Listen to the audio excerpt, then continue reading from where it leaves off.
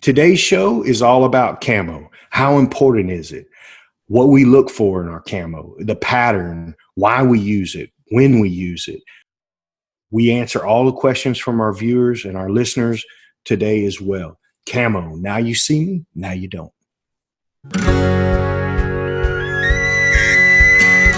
Welcome to Blue Collar Elk Hunting, brought to you by ElkBros.com, with your host Gilbert Ornelas and elk hunting coach Joe Gillia. You want to hunt elk, and they live to hunt elk. Their goal is to share with you what they have learned grinding it out for over 30,000 seasons, doing what they love. So come on into camp and set a spell. Welcome to Blue Collar Elk Hunters.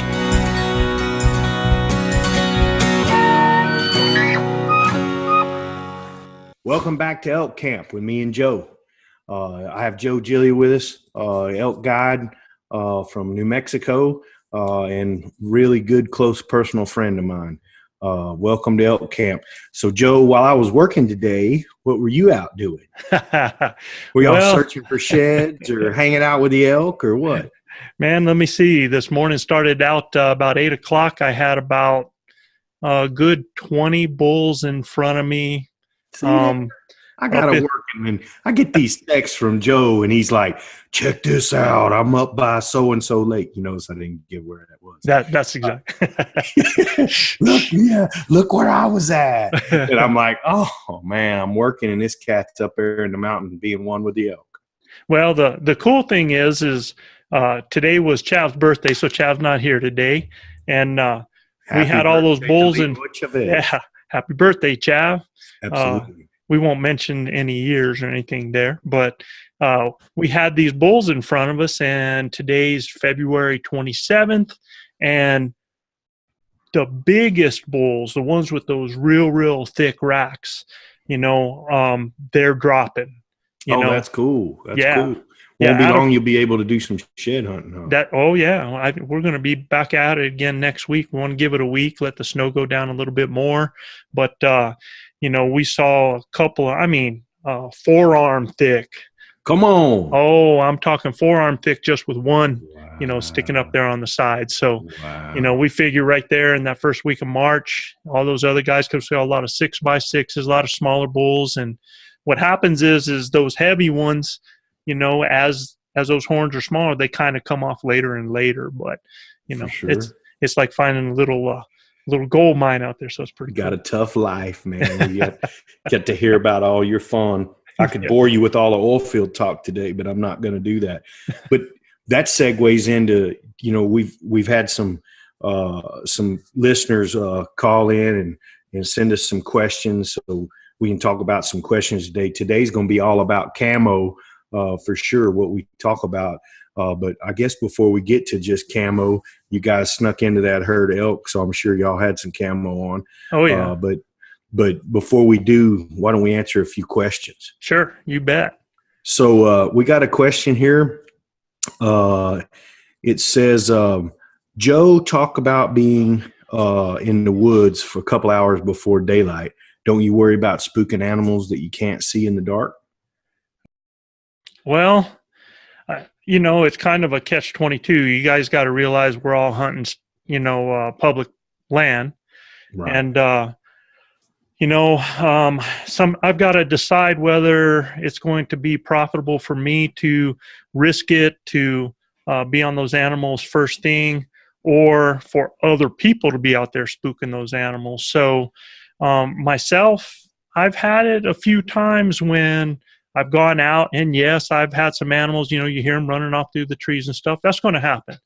But again, if you have that aggressive attitude and you're an aggressive type of hunter, and, what I mean by that is, we just don't go willy-nilly out there. We're just not hauling through the woods. For sure. We're using the wind and everything. Yeah, but it's going to happen.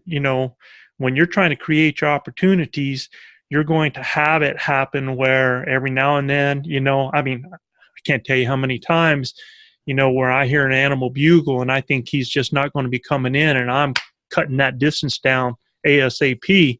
Next thing I know, I'm looking up and that sucker's done cut the distance in half, and I blow it up. But, it's going to happen when you go out early in the morning. But I really, really like to be on those. If I go out nice and early, a couple hours before, I get out there and just little sweet cow calls, try to get something that's talking back a little bit. And a lot of times those bulls, especially the early season bulls, you can call it a cow call. It's not a cow call. It's a bull doing kind of the same thing. It's just a little bit, Yes. has a little bit of a different sound to it. But We you go saw out that there a and, lot last year. yeah, A lot, man. right. It was crazy. I had no idea they'd make those kinds of sounds for sure. Well, cows even do like a little bit of a bugle. Bull, I don't know if yeah, you've for heard sure. that before, Yes, man, sir. but Yeah. they start whining enough and gets up sounding kind of like a bugle. Yep. But I like to move nice and slow through there, because the great thing about those 2 hours before daylight, especially if there's no wind, that sound carries forever, For sure. and Long way. yeah. So you get out there and you give a little, For sure. make it really sweet. Right. And you'll hear those bugles go off and stuff. And man, I start moving in, and I try to get in. I try to make sure I'm not getting in too far in their zone. I want to be able to get to where I can kind of hear some noises. And then when that sun's starting to, I get that gray light, I just can't rush it at that point. You got to be patient. But that's the whole deal, is just locating. That's all I'm doing. Locating, closing the gap, and getting in on them. Joe, I was talking with one of my good friends at our deer camp this past weekend. His name is JB Self, and he's a big do-it-yourself elk hunter. They've been doing it for about 5 or 6 years, and he's eating a bunch of tag soup, and a lot of it goes back to what you're just talking about right there, is creating opportunities. A lot of times they hear a bull or something, and they just say, well, if we go in there, we might blow things up. And he's like, I've just come to the realization is if you don't try, you ain't never going to win, I agree with some of that. And I told him, he goes, look, I got nothing to lose trying to make an opportunity. Right. And I agree 100%, because if you don't try, you'll never know. Now, look, you got to be prudent, right? You have to use your wind. You have to understand where you're hunting, the way the thermals are working, what time of morning it is. But I'm with you. The earlier, the better, to get to feel like where we can set up on a herd of elk. And truthfully, early season, we're trying to find those cows, right? Yeah. And if you can find those cows, those bulls are going to be close by. Well, and when I've had guys that have talked to me and they've said, they've been on a hunt, and they said, well, I called to this bull and I waited and I waited and I waited, and he never came in, Right. And it's funny when you talk to people like that, they honestly don't really understand the situation. And well, that's why we're doing this. That's why we have Blue Collar, That's podcast, right? That's exactly what I told JB to tune in. He's going to benefit from this. And we talked about the very thing of creating opportunities and having a real positive attitude, and then not being too aggressive with your calls early, trying to get in position where when it does get light and you can see, you can make that move on the herd, right? Right. Move on that bull. Because there may be several bulls that are there. You and I've been together and we start calling, it's daylight. It's hard to see them when they come walking in. We just walk right in the middle of a herd. Right. Right. But I just like that situation where because they're not rushed. As soon as that sun comes up, depending on, if they've had a moonlit night, depending on what's been going on that evening, they might be heading from, where they're at up into those trees and up on the ridges. What's nice about when you do that in the dark, now I tell people too, you better be careful about that, because, if you're going to be moving through branches and stuff, you got to be real careful. You don't want anything poking you in the eye. You don't want to trip and fall and hurt yourself, Yeah. But I like that opportunity of being able to relax and move in on that animal and kind of close that zone and get myself right for the wind. And I might not have to talk anymore. Right. I might not have to. I might just be able to move right in on them and let them do their thing. So, For You sure. know, it is something where, yeah, you do blow out animals. It's going to happen. Yeah. But I guarantee you walk through the woods during the daylight and you're going to blow out animals. For sure. You know, Yeah. you're walking, all of a sudden you look up, boom, there they are. Agreed. Well, the second question that we have today is, you say you're real aggressive with your calling. Are there times Right. when you think you shouldn't call? You know, yeah, the fact is, yes, there are times when I shouldn't call. And, you know, I love to call. You know, that's what I love about turkey hunting. I For sure. love elk hunting because you get to communicate. But, you know, it's not all about me just calling. You know, even though that's something that I love to do and I enjoy, there's times when you get in on some animals and they're working and they've got everything happening. You don't need to let them know that you're in the location. You know, you might be able to slip in, you know, get in between a bull and his cows, you know, look at some of the different situations that are happening, read the situation. If it's something where the bull has gone off and he's kind of working off there, I can take my grunt tube to the back and give just a little small cow call to pull him over towards me. And I'll tell you this, there's sometimes when they just don't care.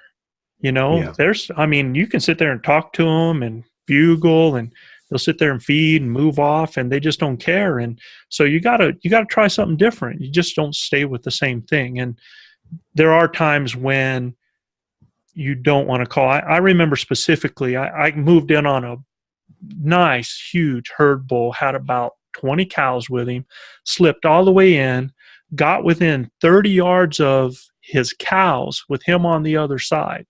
And I thought, oh, buddy, man, I'm in high cotton right now.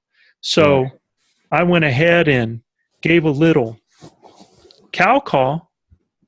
He sprints over to his cows, rounds them up, and gone because I came in unannounced. It was something that hadn't happened before. I hadn't heard this cow coming in, and it just totally blew him out. And boy, I didn't feel too smart at that time. Well, and on the flip side, I've seen you actually call the cows off the bull, right? Call them to you. And it's my experience that if you can get between, now I've seen it where it didn't work out for us, but if you can get between a bull and his cows, you got him, right? Oh yeah. Then it's about being patient and just letting the animal come to you. Right? Sure. Because when he hears you call, he knows exactly where you're at. That's exactly right. And I mean, you and I have been in some places where we've had the cows between us and them, and then they hear another bull and they turn and go to another bull. And it's like, man, are these bulls not caring about cows or what? I mean, they will throw you a curveball from time to time. Definitely. And that's why we call it hunting. And that's the beauty of what we do here. I mean, it's not an exact science. It's a hunt. It's you, it's the bulls, the cows. You know, today being out there with all those bulls, you know, me and Chav sneaking in up on those guys, and there were some cows in another group, and we probably saw 200 head today. Wow, you know, between cows awesome. And bulls, and that's what we were talking about on the last podcast, is that we like to use opportunities like that to do things like trying to move in on them, seeing what's happening with the wind when they're moving, and just get used to and feel some of those situations. So, yeah, that was pretty cool today, man. Yeah, another one of our viewers and listeners, they said, "I'm from Texas, like Gilbert. So how do you get ready for the challenge of elevation, right? Altitude." Well, Gilbert, how do you get ready, bud? So one of my mentors from back in the day, the late Carl Gamage, told me when I first started to come elk hunting with him, he said, "I'll tell you how to get ready." He says, "Take a Walmart bag and put it over your head and tie it shut, and then take a pin and poke a hole in it and go run around the block." That's exactly what he said. That's how to get ready. He said, "People might think you're a dumbass," he said, "but you're going to be just fine." He said, "If you can come up here and do that and run a mile with that bag over your head, you'll be fine." Well, little did I know, I didn't listen to him, and I didn't put the bag over my head because I didn't want like a fool while running around my block. But I do drive all the neighbors' dogs crazy for about 3 straight months using my elk calls and stuff like that going around the block. But it's important to get in shape, isn't it, Joe?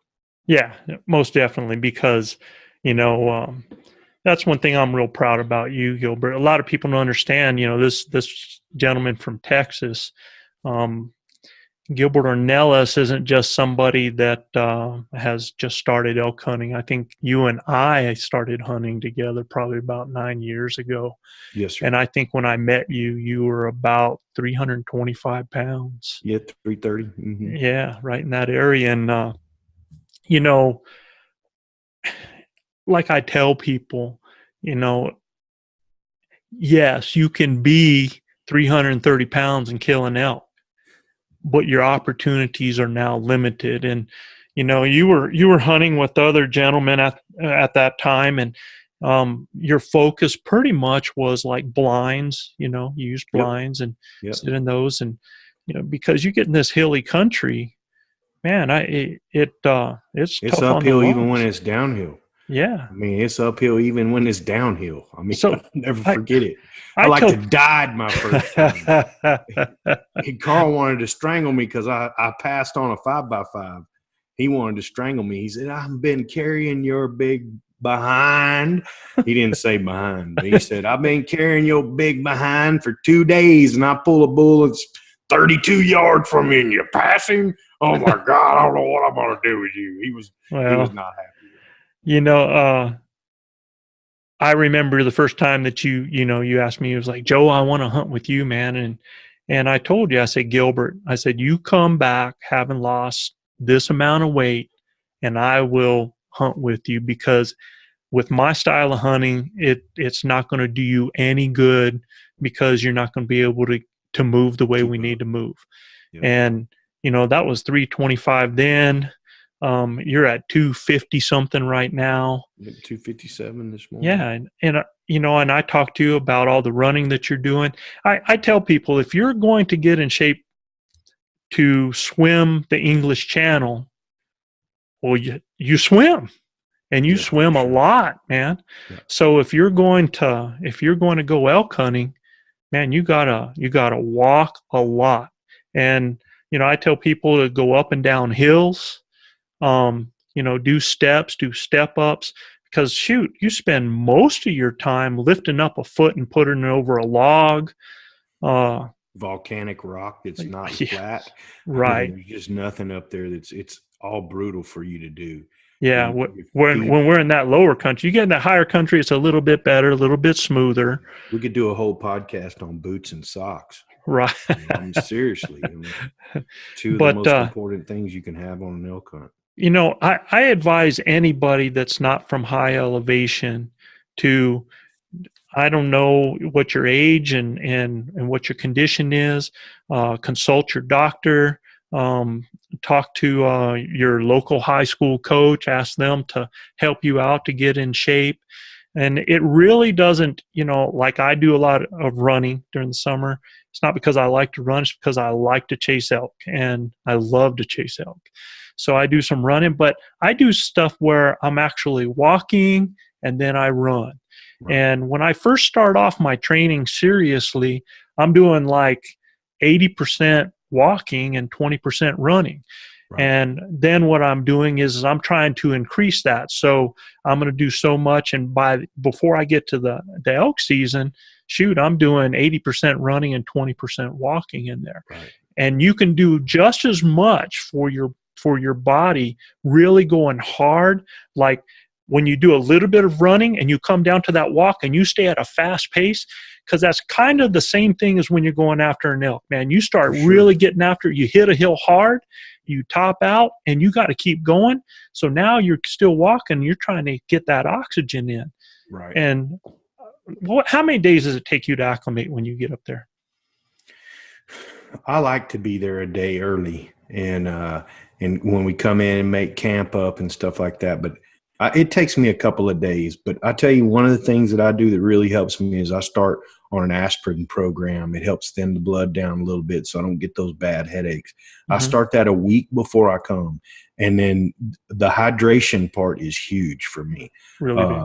a big guy is going to sweat a whole bunch, and you're not going to feel it up there because the temperature is going to wick that sweat off of you pretty quick. It's cool in the mountains most of the time, right? And but it's the hydration part, being well hydrated before I get there. I take 1 bare aspirin a day before I get there, and then I try to go up 2 days early if I can. That's a day getting up there. So you're probably about half a day in town, and then coming into camp, setting camp up. That's another full day of being in the altitude. And then I'm pretty ready to go the next day.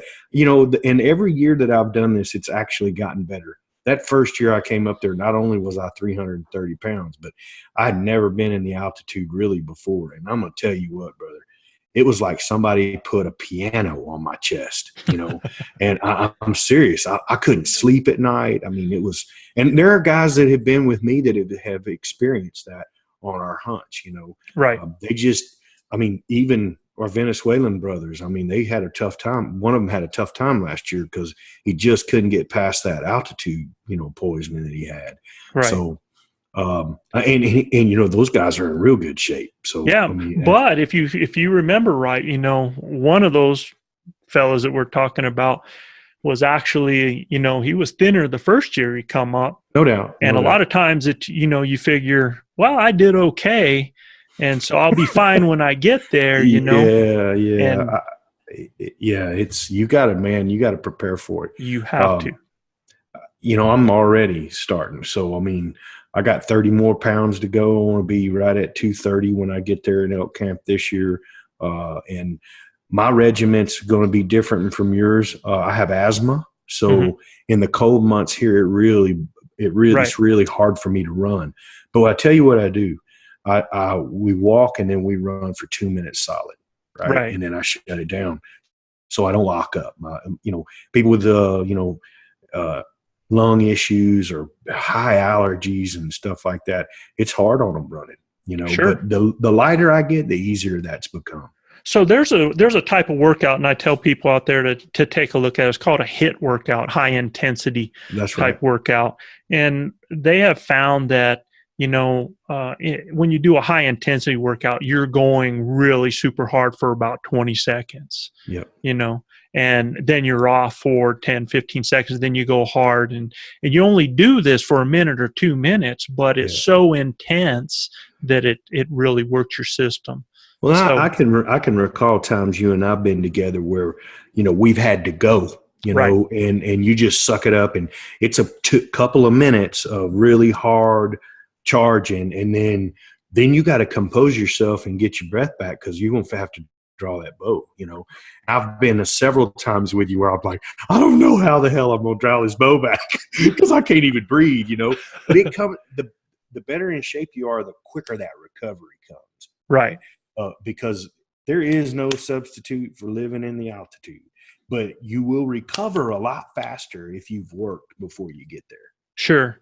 The other thing I would tell guys out there too is, rifle hunters, bow hunters, is walk with something in that hand, because you get there and you start hunting and hiking and doing all of that. And man, you carrying around that rifle, and boy, I tell you what, next day your shoulders are killing you. It's really tight. It's going back and forth. Same thing with the bow. So walk something, with something in that hand. If you can, wear a pack that you're going to wear and throw in 10, 25 pounds inside that.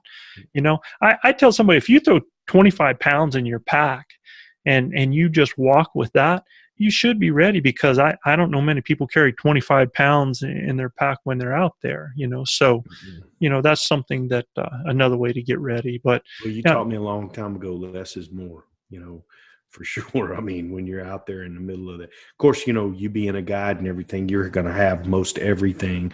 These guys that are DIYs, that are out there doing it themselves, a lot of them, they pack a lot of other things with them, that's a whole podcast in itself. What you could put in your pack, what you should have in your pack. It's kind of like me wanting to call with an elk call. There's a lot of guys, man, that's like, well, I bought this for the hunt, I'm carrying it. For sure.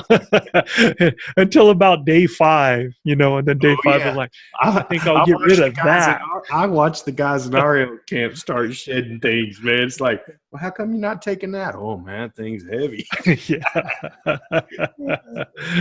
Joe, Yeah. here's an elk. We gotta go, and I want to lighten the load. Exactly, man.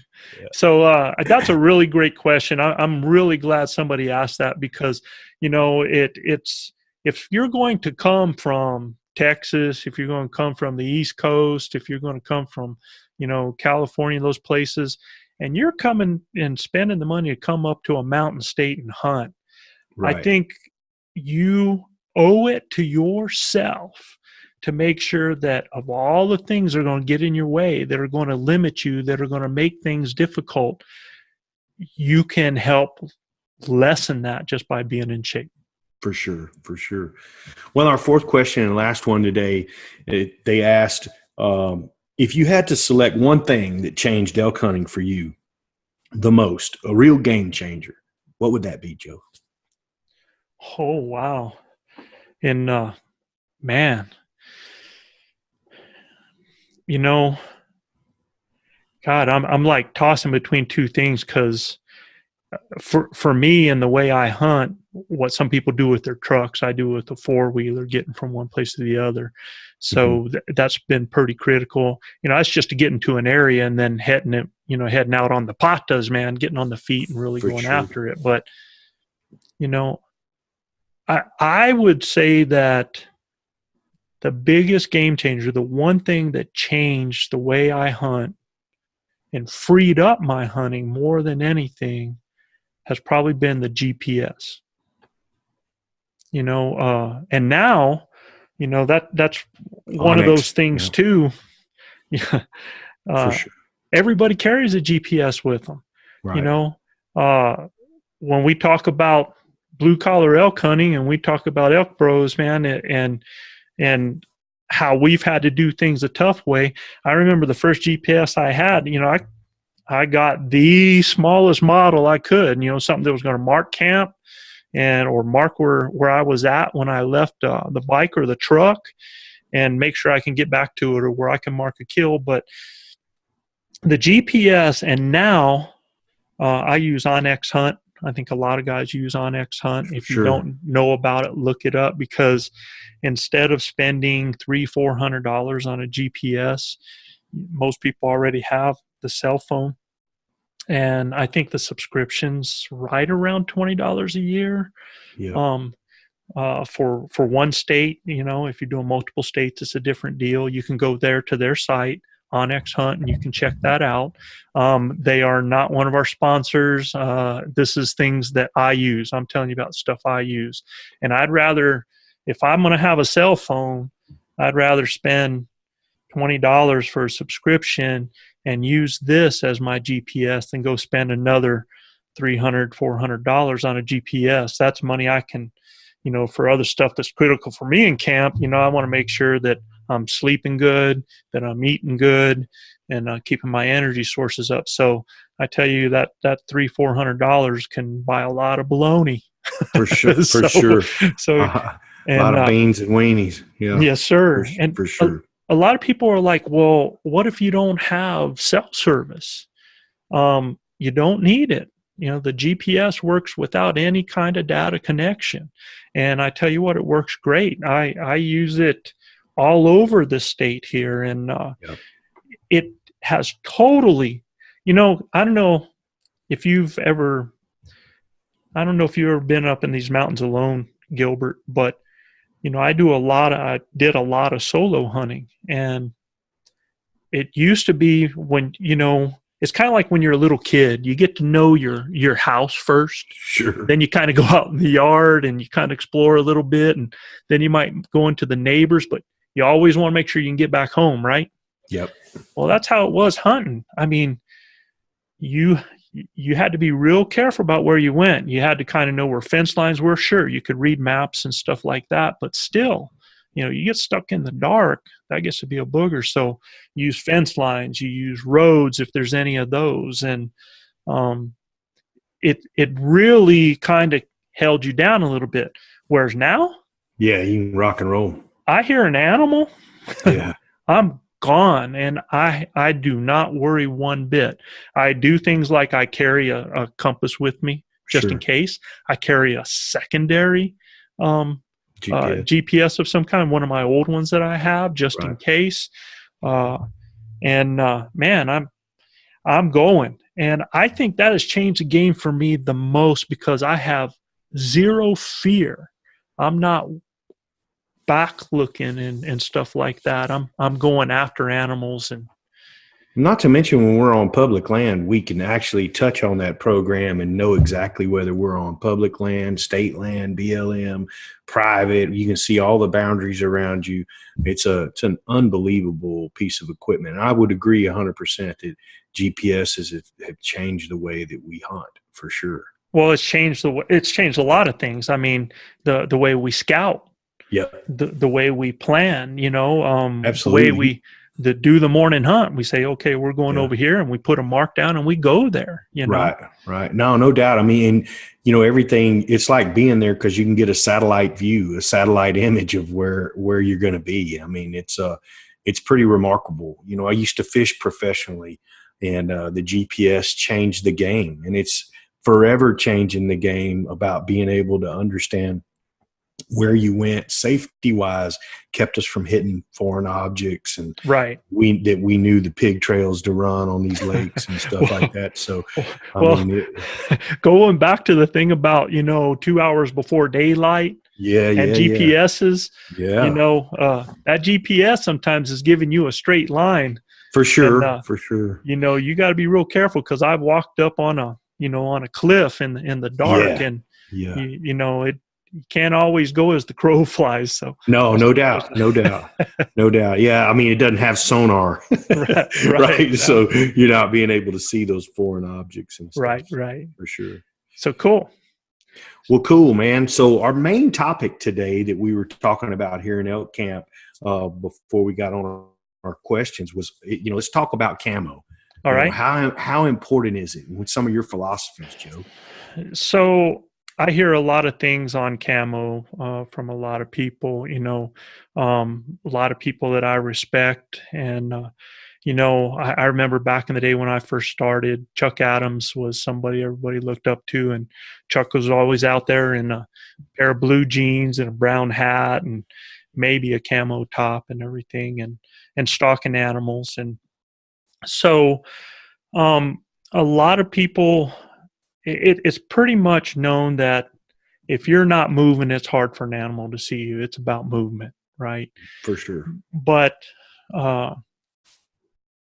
with me, it's kind of all of these things fall in the same line. Scent control, camo. You hunt with me. We have no fire in camp. None. Man, Right. I don't want any smoke on me when I'm out there. But as far as camouflage goes, I can tell you, I have, in all of my encounters over these last 30 some years, there's been times where I haven't been camoed properly, or I've been in a certain type of pattern, and I've had animals both look at me and I've had animals look through me. For sure. So I believe any edge that you can get. Now, I'm a coach, and, I did things with my athletes that were things to give us that little bit of edge, whether it's being hydrated, whether it's doing a standing start versus, a crouch start, just different things that I studied to be able to get just that 1 inch, because sometimes the difference between winning and losing is that 1 inch. No doubt. And same thing with those animals. Sometimes it's that 3 yards. Sometimes it's that 10 yards, and I have been in camouflage, and really I like 3D stuff on my top. I really do. I like that. And it's because I've had elk walk by me so close that they've almost knocked the arrow off my bow, and I'm in a crouch position with my bow in front of me. Yep. I mean, I've got basically they're going by me like I'm the bush, and they're sure. going by me, and I'm waiting for them to blow up behind me when they catch my scent line and stuff. But I've just seen how animals can spot, you've been out there with nothing covering your face, and all of a sudden, Oh if it man, it's shines a little bit, bright and shiny. Yep, yeah, they pick it up.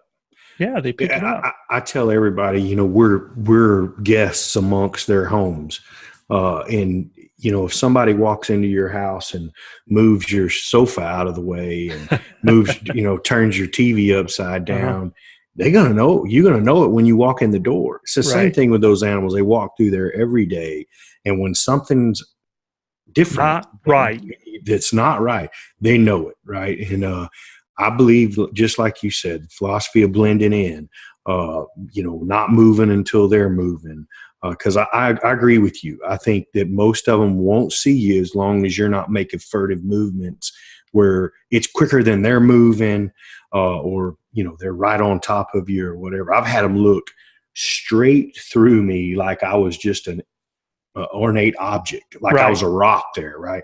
And I'm in front of a spruce tree, and I'm in camo, and they don't even recognize me being a person. They just walk right on by. So I want people to think about this.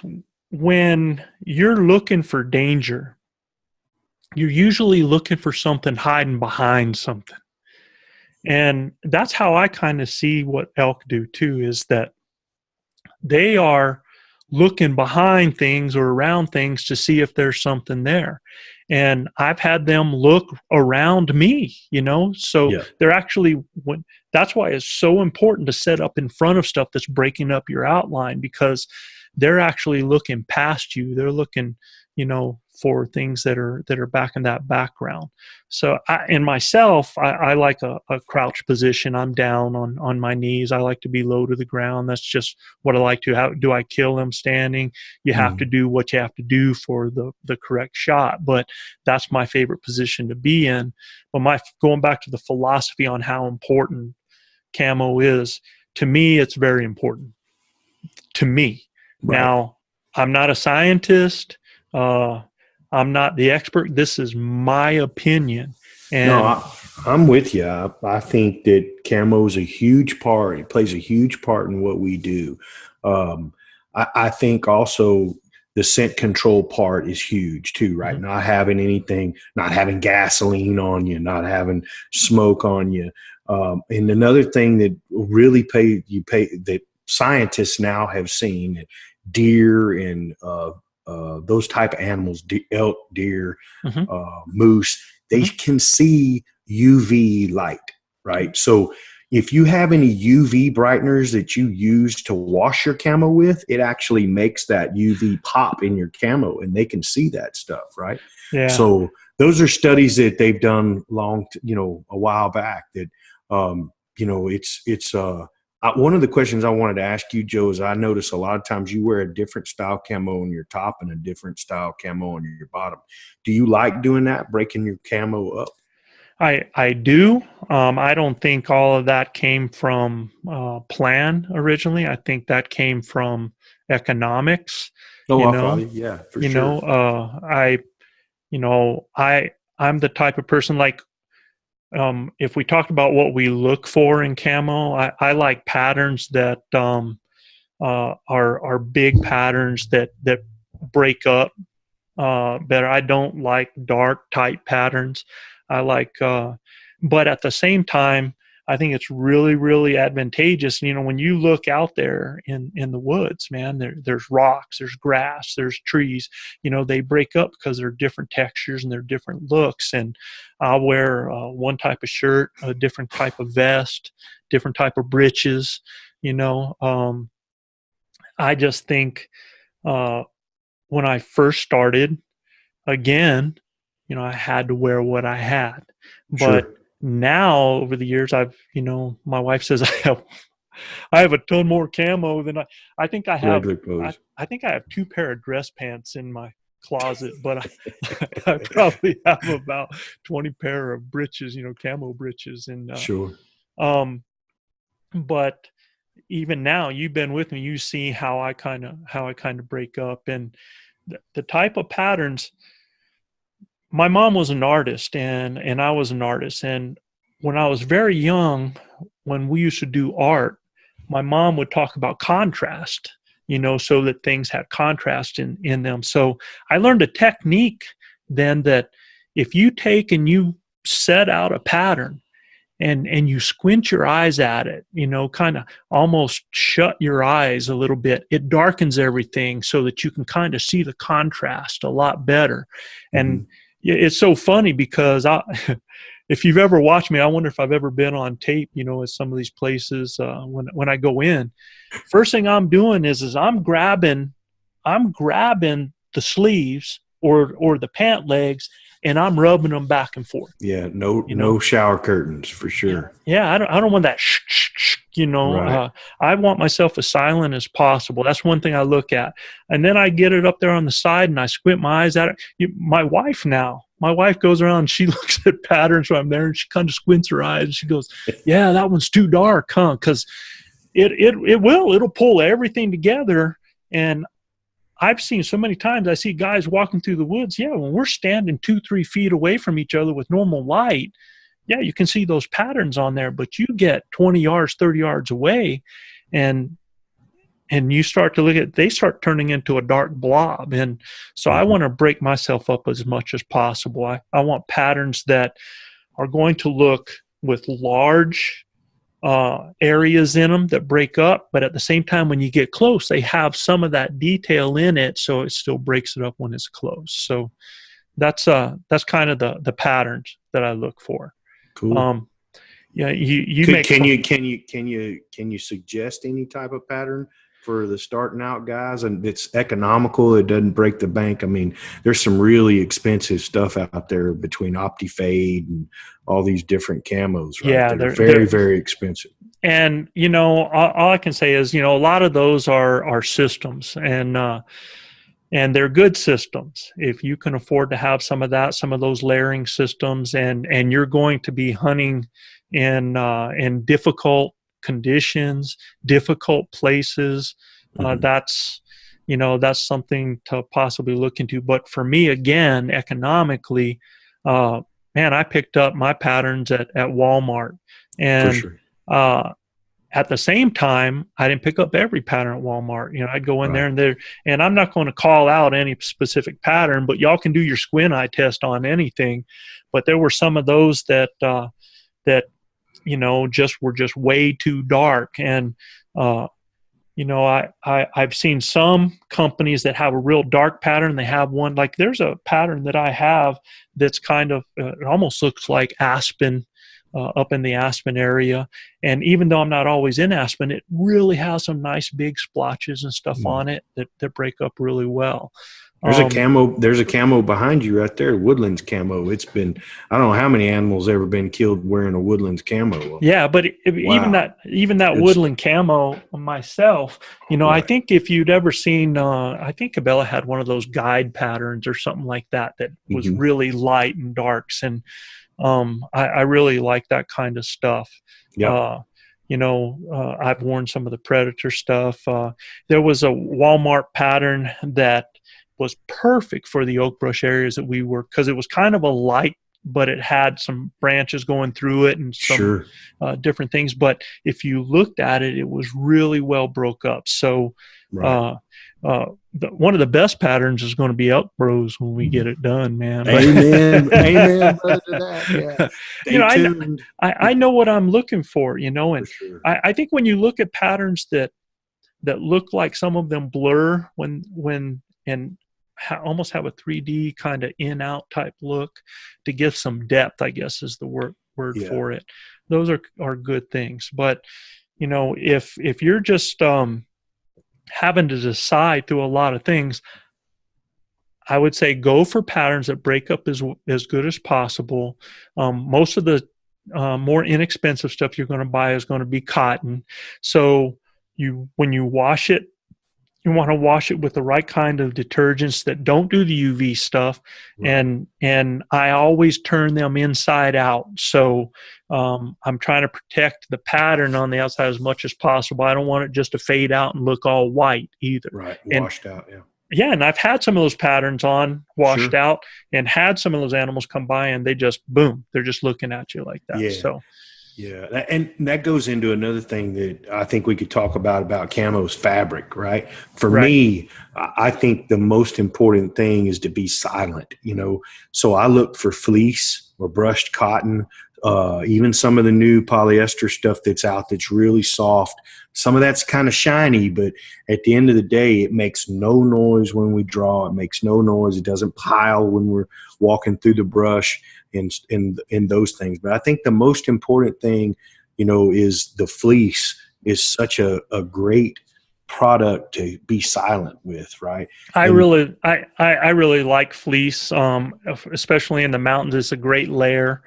Uh, my wife has made me some. We found some different patterns and stuff that she's made me some tops out of, and for sure, that's like some of my most treasured items. I have a fleece top that I've had for years that she made for me, and you've been wearing it ever since I've hunted with you, yeah, for and sure. it's kind of, I have a fleece pack. I have some different stuff like that, but I just know I even have this system. I call it it's a fleece backpack and a fleece fanny pack that I wear when I'm doing some other stuff, and I call it my killing system because when I get out there and I just feel like I'm totally silent. And again, that all goes to attitude and your confidence. And if I'm Mhm. out there moving through and I feel like I can get in and on animals, then I feel a lot better. I've hunted with some really accomplished guys, deer hunting and elk hunting, and I'm going to tell you, I've seen guys try to draw on animals, deer included, and their clothing is what ruins it for them. We get these deer and we get these elk in close and tight, and it's so quiet you could hear a gnat pass gas at 300 Right, yards. I mean, right, yeah, for real, it's quiet in there, right. and they go to draw, and their camo goes. I mean, it sounds like a shower curtain they're wearing. Well, So, I mean, and at I'll the tell end of you the a big day, culprit to that too, though, Gilbert, is people's packs. oh yeah, Because you'll wear squeaking some of and these. creaking. Well, it not only the creaking, but if you don't have one of those chest snaps on there, get one so it pulls it in tight, keeps it as much off your shoulders so that you get as much freedom. If you Mhm. can, check how that sound is when you're doing that, because Yeah. if you're drawing and you're making in hunting deer, you don't get away with that, man. You're in Mm-mm. tight and Oh yeah, you're man. blown. So important to be silent with that draw. Right. I see guys. I guided probably 5 or 6 guys this year deer hunting, and we had really nice deer in our range, ready to rock and roll, broadside, begging for it, and they go to draw, and the whole herd or the deer, is alerted to it because of the clothing they're wearing. So And we've I've tried to talked. talk to them before, but Well, and we've talked about patterns with bow hunters, that rifle hunters too. oh, for sure. And you got to be real careful about that because different states have different rules about orange and different things like that. Right. And it's not as critical. You're not getting as close. I think it's probably because you're in the later seasons with that as well. I think that's when it's better to have some type of layering system when you Mhm. do that. But depending on where you are economically, you can do that layering system instead Yep. of having that merino wool. You might have a polyprop that you can pick Right. up at Walmart, and just that little thin layer against your skin will pull that moisture. It'll keep you warm. Because I can tell you, when I put just a thin polyprop underneath my breeches, man, I mean, I'd be cold without it, but just that Yeah. one little bit of layer, and Makes I'm a huge difference. big difference. So, the camouflage with, I would say, for the rifle hunter, your silence and stuff isn't as critical. It's definitely not, because you're going to take shots at longer ranges, 160 to 200, 250 yards. So it's not that critical. You can get away with a lot of things on that. I think the most important thing, though, is to have something that is comfortable and is not binding when you've got to get into a shooting position, so that you're not impairing yourself when you take that shot. So that's something to talk about for that as well. For Okay. sure. I think the last part of that was the layering on the camouflage, and Right. I kind of touched on that, but in the mountains, the most important thing is layers. The No most doubt. important thing. So, For me, less is more. I mean, I sweat. I sweat a lot. I get hot. When I get heated up, I can go on about a 3-minute hike, and I'm heated up, right? So if I got on 5 layers, man, I'm gonna be wet. So for me, I have to almost be a little cool while I'm sitting. If I'm posted up somewhere, being a little cool is all right, because when I gotta go, things change. well, that's what I'm going to tell a lot of people. I carry another jacket with me, if I need it. Yeah, and the thing is whatever you feel really comfortable at before you leave camp. If you're walking out of camp and you're getting ready to put in some miles, you need to take off one of those layers. And so, like for example, I'll have depending on how cool it is that year, but I might have a layer, a thin layer, under layer, and then I'll have a t-shirt on top of that. I might have my fleece top on top of that, and then a possible vest, depending on how cold it is. Well, that fleece is going to probably come off, and I'm going to be in that t-shirt and a little bit of an under. But I don't want to put that thick jacket on, because man, you get up in the morning, that thick jacket looks nice. For sure. It's nice and warm, but for sure, you go out with that thing, up, man. Yeah, it's going in the pack. So, Yeah, I like, one of the things I do, and we'll talk about this too, is I carry my rain gear with me, and if I get cold, that rain gear will knock that wind off. And for me, I carry, I put one layer on, just a base layer, and then I put a fleece shirt on that I have, and then a vest, and that's it, man. Right. Unless it's below 30 degrees, I'm not putting a jacket on. Just I'll put the vest on and rock and roll. Well, I can tell you what will do sometimes even better than a jacket is a neck muff. Oh yeah, for sure. You put a neck muff on. Yep. You put a warm hat on. Yeah. Because most of your heat goes outside your head. So you keep that stocking cap and you keep your regular cap. Instead of putting a jacket on, you put that muff on, and man, you'll be warming up really, really quick, because a lot of that cool air that goes down that neck is what hits you. So when you got to think about layers out here, no matter what you're hunting, especially if you're hunting in the rifle hunt, you better think about layers. And you're going to probably carry, depending on what you're doing, because if it's that late season, if it's a late October, if it's a November hunt, you're going to be wearing a little bit of an outer jacket there. You bet. And now they have a lot of those, and inexpensively, you can get some of those scrunch jackets that you can. Yeah, packable. Oh yeah, they're real packable. Throw that on, and it gives you some insulation and different things. I think protecting the face, protecting the ears, making sure your head's warm and your hands, goes a long way to not needing a whole lot of stuff on the body. I agree. For me, like I said, fat boy, he's going to heat up pretty quick. So less is more for me. But that segues into our next topic on camo is, what about rain gear, Joe? So rain gear.